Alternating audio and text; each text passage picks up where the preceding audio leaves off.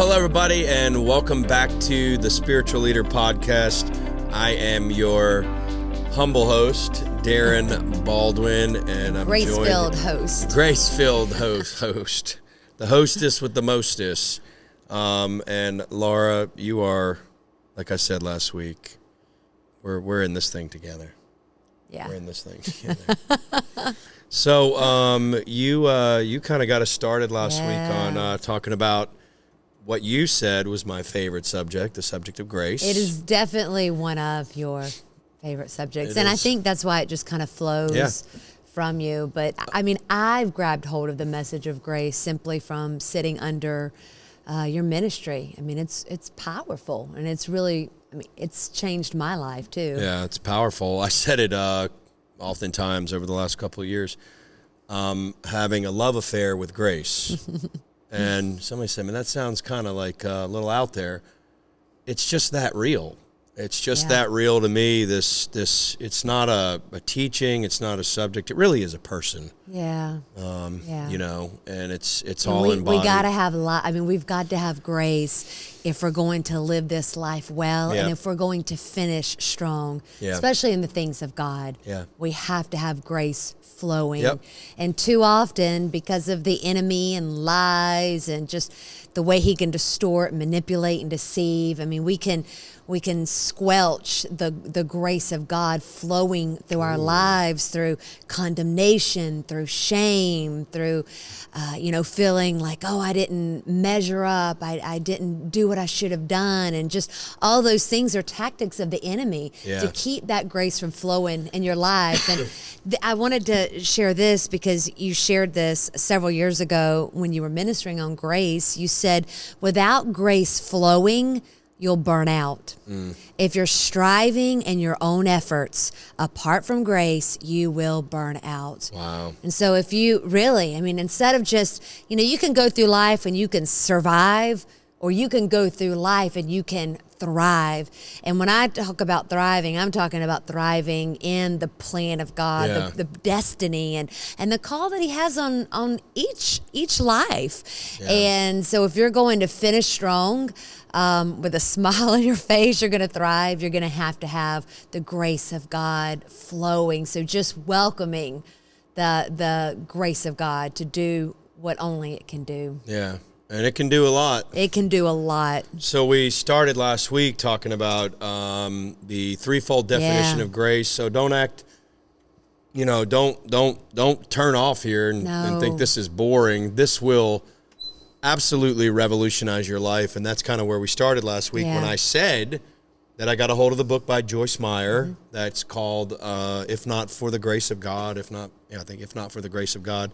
And in there, she gave the threefold definition of grace, which I had only heard one definition of grace, which we talked about last week in the podcast, which was God's unmerited favor is one definition of grace, but she gave three. Yeah. And the other two, that was the first time I had ever heard them. Powerful. And the second one was God's divine dealings with the human heart. Yeah. So the definition of grace, God's unmerited favor. Number two, God's divine dealings with the human heart. That's the one we're going to talk about today. God's divine dealings with the human heart.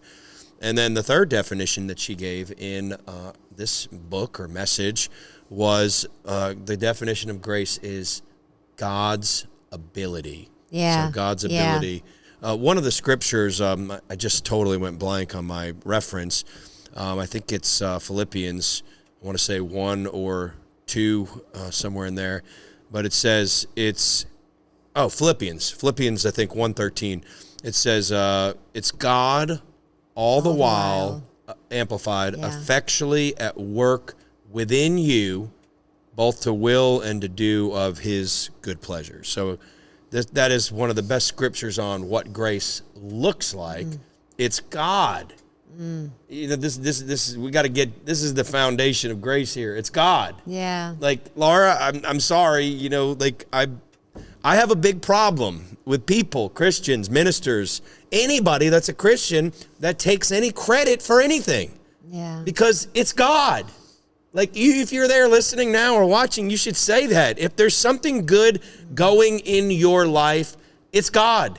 Yeah. And just acknowledge that. Just give him the credit. Somebody said, no, that's that. me. I worked for this. Well, you go ahead with your prideful self because you just said by your own admission that you did this. And what does it say in Ephesians chapter 2, verse 8 and 9? It's speaking about salvation in particular, but it works this way with everything in our life. He said, it's by grace, grace, Ephesians 2:8, by grace, through faith that we're saved, right? Yeah. It's a gift of God.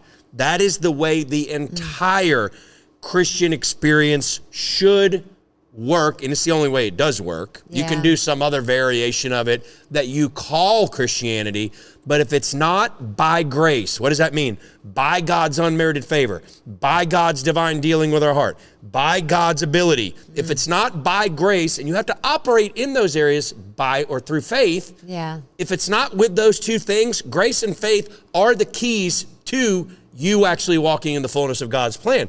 If you don't have those two operating, you're not walking in what God calls Christianity. You're walking in some other religious, or like we talked last week, the mixture of legalism and grace. Laura, it hit me in the beginning of this podcast. There are some people, probably ministers, maybe religious-minded, brainwashed Christian people, that they can't even hear the word grace without going off on something and saying, oh, that's excess. That's people have gotten off. It's not even scriptural. My friend, let me tell you, that may be true. There is some wrong teachings in this area, but do not throw the message of grace out of your life, because if you do, what Laura said earlier will be the reality in your life. You will not finish your course with joy. You'll stop up the flow. You cannot succeed as a Christian without God's grace flowing freely in everything that you do. So, grace, the definition, God's unmerited favor, God's divine dealings with the human heart, and third, God's ability. So, picking up on number 2, I just quoted Ephesians chapter 2, verse 8 and 9. It's by grace through faith that we're saved, right? What does that mean? By grace. Yes, it's by God's unmerited favor, right? Yes, we could say it's by God's ability. But why don't you think about your own salvation? I can tell you about mine. You can talk about your experiences with God. But simply put, for me, I was having fun in sin. I was living in sin. I was having a blast. I was enjoying my partying, worldly life. I didn't have any intentions of changing. I had no plans of giving God the reins of my life. I was having fun living in sin. Then, all of a sudden, something in here started stirring. I'm getting goosebumps, boy. I don't know if that camera can see that. Something in here started dealing with me. And all of a sudden, you talk about, wow, grace. I started realizing this sin thing is not all it's cracked up to be. I started feeling the emptiness of what my sinful life really was. I started seeing like the pleasure that I used to get from sin, it started being empty. It started being, there was nothing, the lights were turned on. What is that? You responded to that grace. But many times people, it's like God will begin to deal with the human heart. And what do people do? They squelch it. They snuff it out. They push it to the side. And so then it stops up the flow of grace. So when grace begins to flow, dealings with the human heart, then it's our job. The only job we have is to respond to that grace. And as you responded to that grace, I mean, you shared the story of your salvation message or salvation experience. It began to grow, and then it came to a point where it was like you threw in the towel. You could no longer I couldn't resist it anymore. What was that? That was Darren. Grace.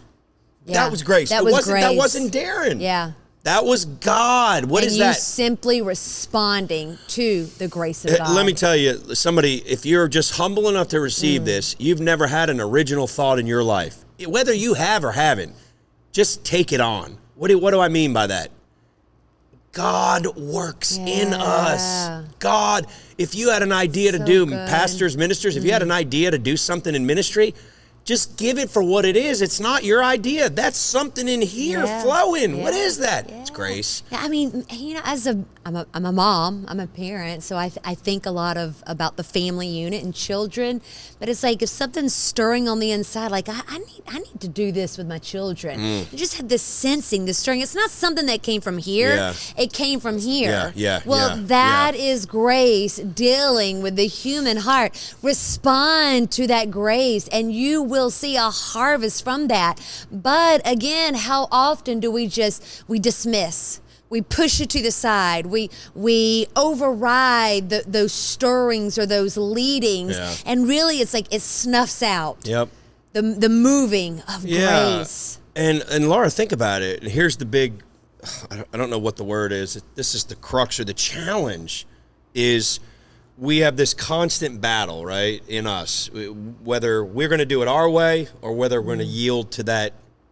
Really, what we're describing, grace, is God. This grace is God operating in our life. This is like Him operating. So we can call it grace. It's just God.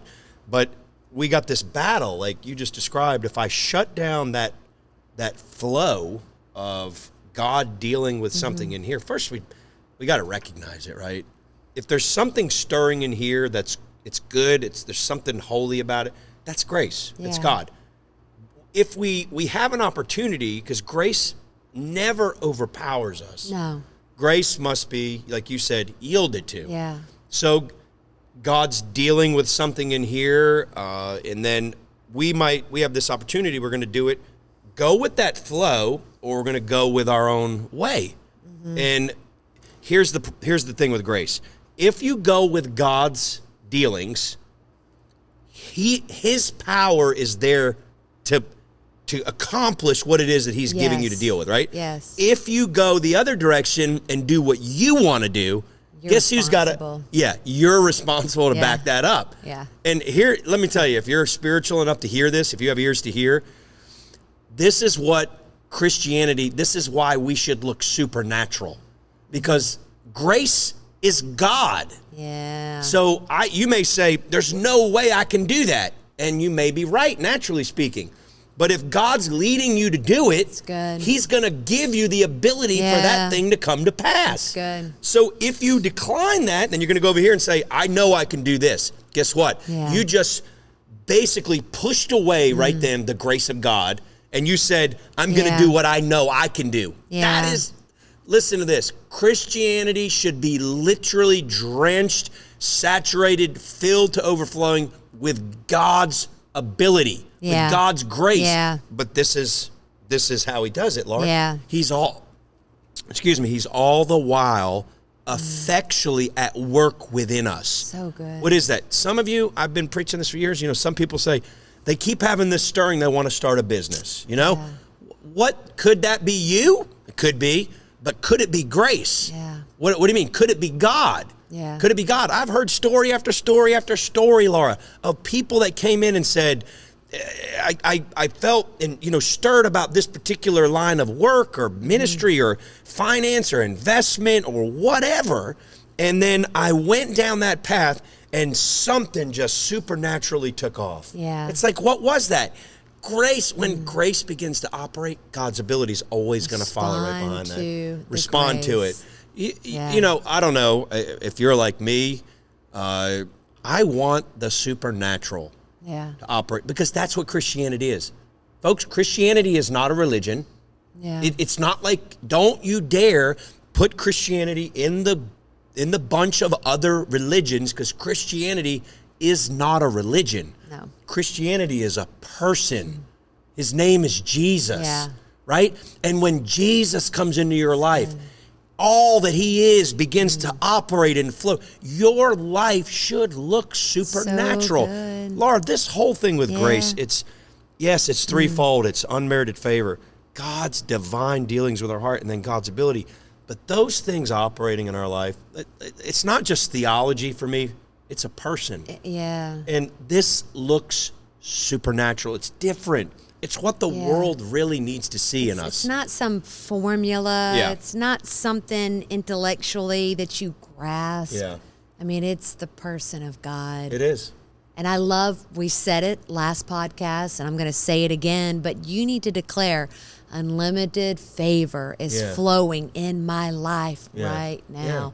Yeah. Grace is flowing. Grace is moving. I mean, just bringing illumination and showing you in different areas what you need to do, how you need to respond. Well, and then our job, too, when the grace begins to deal with our human heart, is that we simply respond. We yield to the grace. Yeah. And the more we yield to it, the more we respond. The more, and the more you acknowledge it. Yeah, the more you acknowledge it's poured out. Look at that. Somebody says, how do I get a hold of this grace? Well, it's in 1 Peter. It said, humble yourselves under the mighty hand of God.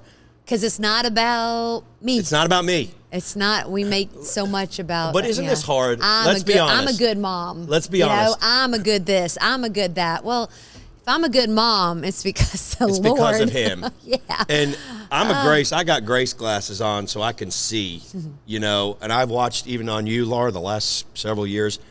You could say it's the hand of the Lord, but I've watched this grace. Yeah. Which is the last one, not been me. It's God's ability. Yeah. Like, you're able to stand up. I've told you this many times. When you stand up and minister, you speak to me. Like, there's an anointing on you. What is that? Is that Laura? I'm yielding to that grace. Yeah. Yes, you are. But is that you? No. Is it your hard work? Is it your effort? Is it your time of study and prayers? Is it the fact that you work so hard to be spiritually disciplined? Not saying any of those things are bad, but that's not what's on you. Yeah. What's on you, you may have put the time in. You may have worked hard. You may have sought God in different seasons of your life to continue along the path. But even your ability to seek the Lord is His ability that comes into you to help you to do that. Yeah. Because He's dealing with you. Remember a couple of years ago you said, I felt like somebody needed to start a prayer group, right? And you're like, you were asking different people in the church, you want to start a prayer group. Nothing happened. And then all of a sudden you said, I guess I'm going to start the prayer group. But that whole process from start to finish, even to now, what you do in prayer, that is all grace. Yeah. God started dealing with here, right? First you had access to his goodness. Then He started dealing with something in here. And then He actually put His hand on you, which is the third definition of grace, God's ability. Yeah. His ability comes upon you to do what it is that you're called to do.